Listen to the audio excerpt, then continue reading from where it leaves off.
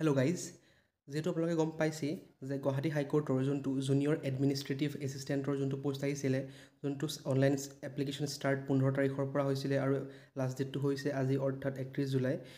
যদিহে আপোনালোকে এইটোত এপ্লাই কৰিছিলে তেন্তে এটা গুৰুত্বপূৰ্ণ কথা, যিহেতু ইয়াত লাষ্ট ডেট অফ পে'মেণ্ট, যোনটো ফি পে'মেণ্ট কৰা লাষ্ট ডেট আছিলে সেইটো 5 আগষ্টলৈকে দিয়া হৈছিলে। আপোনালোকে 5 আগষ্টৰ ভিতৰত আপুনি সেই ফিটো বেংকত গৈ পে'মেণ্ট কৰিব পাৰিব। গতিকে যদিহে আপোনালোকৰ সেই অনলাইন এপ্লিকেশ্যনখন ফিল আপ কৰোঁতে কিবা আপোনাৰ ছেকশ্যনত ভুল হৈছিলে বা আপোনালোকৰ মাৰ্কছ ছিলেক্ট কৰাত ভুল হৈছিলে, নামত ভুল হৈছিলে বা এড্ৰেছত ভুল হৈছিলে, যিকোনো ভুলৰ বাবে আপোনালোকৰ এটা সুবিধা দিয়া হৈছে।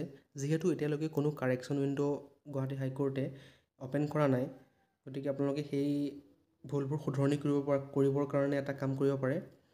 সেই কামটো হৈছে আপোনাৰ ইয়াত এটা মেইল আই ডি দিয়া হৈছে। গুৱাহাটী হাইকোৰ্টৰ যোনটো আপোনাৰ এডভাৰটাইজমেণ্টৰ PDF-টো আছে, সেই PDF-টোতে আপোনাৰ এটা মেইল আই ডি দিয়া হৈছে। সেই মেইল আই ডিটোত আপোনালোকে গৈ ৰিকুৱেষ্ট কৰিব পাৰে যে for any technical assistance for submission of online application forms please email to recghc@nic.in।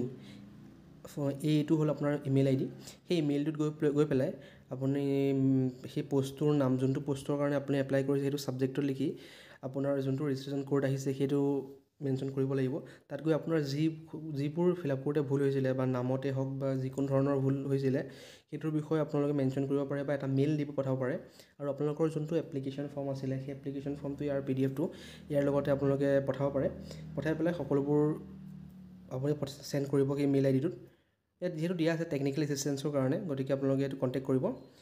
আৰু আপোনালোকে আৰু এটা দিছে যে এই copy of email should also' be sent to ghc.rcell2013@gmail.com। গতিকে এই দুটা মেইল আই ডি দিছে, এই দুটা মেইলত আপোনালোকে পঠাব পাৰে।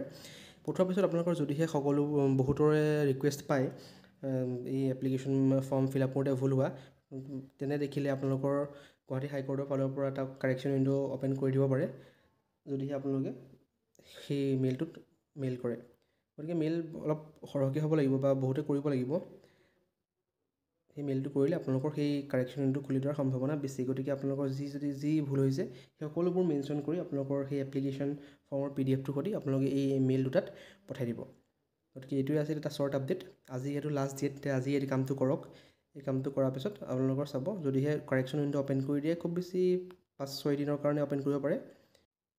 যদিহে হাইকোৰ্টে কাৰেকশ্যন উইণ্ড' অ'পেন কৰি দিয়ে, গতিকে আপোনালোকে ফৰ্মবোৰ কাৰেকশ্যন কৰি ল'ব পাৰে। Thank you. এইটোৱে আছিল শ্বৰ্ট আপডেট। চেনেলটো ছাবস্ক্ৰাইব কৰিব আৰু এনেধৰণৰ শ্বৰ্ট এণ্ড চিম্পল আপডেটছ পাবৰ কাৰণে। Thank U.